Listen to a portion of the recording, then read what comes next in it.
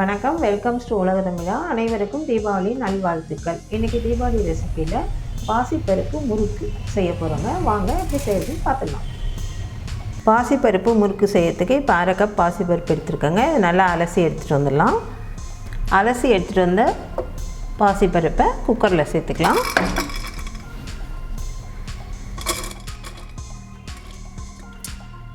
இப்போ நம்ம 1/2 கப்பு பாசிப்பருப்பு எடுத்துருக்கோம். அதுக்கு நான் 1/2 கப்பு தண்ணி சேர்க்குறேன். நல்லா வேகணுங்க. இதில் மூடி போட்டு விசில் போட்டுடலாம். நல்லா அழிய வேகணும் பருப்பு. வேகட்டுங்க. ப்ரெஷர் அடங்கிடுச்சிங்க. ஓப்பன் பண்ணி பார்த்துடலாம். நல்லா சூப்பராக வெந்திருக்கு.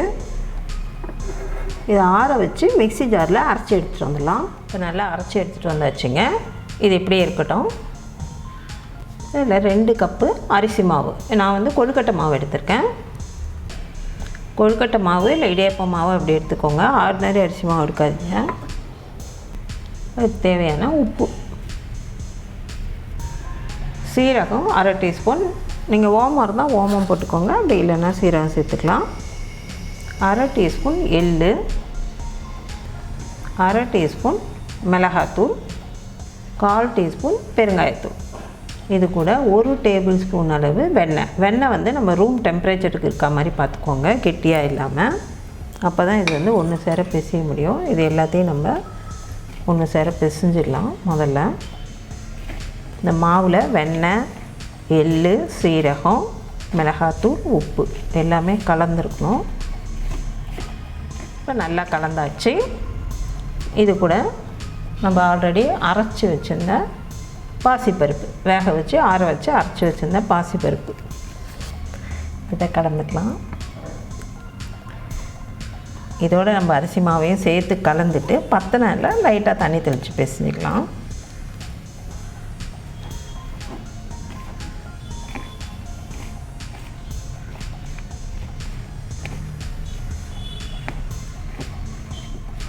இப்போ இந்த அளவு தான் வந்திருக்கு. பிசையும் போது இது பத்தாது, கொஞ்சமாக தண்ணி தெளிச்சிக்கலாம். நம்ம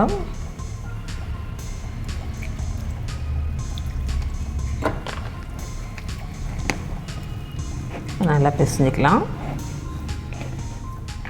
இப்போ நான் இதுக்கு 1/2 கப்பு தண்ணி பிடிச்சிதுங்க. இது நான் கொஞ்சமாக கையில் ஆயில் அப்ளை பண்ணியிருக்கேன்.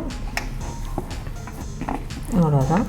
இதுதான் இப்போ நல்லா உருட்டிட்டு நம்ம குழாயில் போட்டு புழிஞ்சு எடுத்துடலாம். இப்போ நான் இந்த பிளேட் எடுத்துருக்கேங்க. உங்களுக்கு 3 பிளேட் இருந்தால் கூட, அது 3 கன்று இருக்கிற பிளேட் இருந்தால் கூட அதை போட்டுக்கலாம்.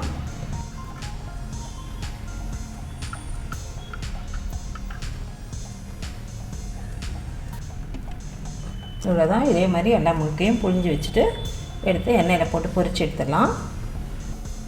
இப்போ எண்ணெய் காஞ்சிடுச்சு. ஒன்று ஒன்றா போட்டு எடுத்துக்கலாம். மீடியம் ஃப்ளேம்லேயே வேக வச்சு எடுத்துருங்க.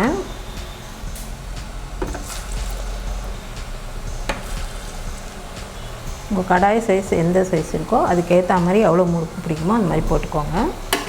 இப்போ 4 போட்டிருக்கேன். இதில் ஒரு பக்கம் நல்லா வேகட்டும். இப்போ ஒரு பக்கம் வெந்துருச்சு. திருப்பிக்கலாம். வெந்த உடனே நல்லா வெந்த உடனே திருப்புங்க.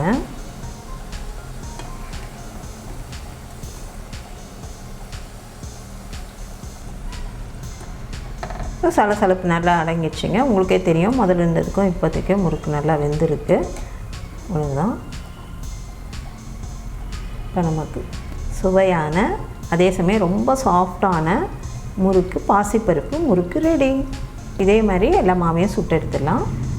தீபாவளி ஸ்பெஷல் பாசிப்பருப்பு முறுக்கு சூப்பராக ரெடி ஆகிடுச்சிங்க. இது ரொம்ப சாஃப்டாக டேஸ்டியாக இருக்குங்க. நீங்களும் உங்கள் வீட்டில் இதே மாதிரி ட்ரை பண்ணி பார்த்துட்டு உங்கள் கருத்துக்களை எங்களுக்கு தெரியப்படுத்துங்க.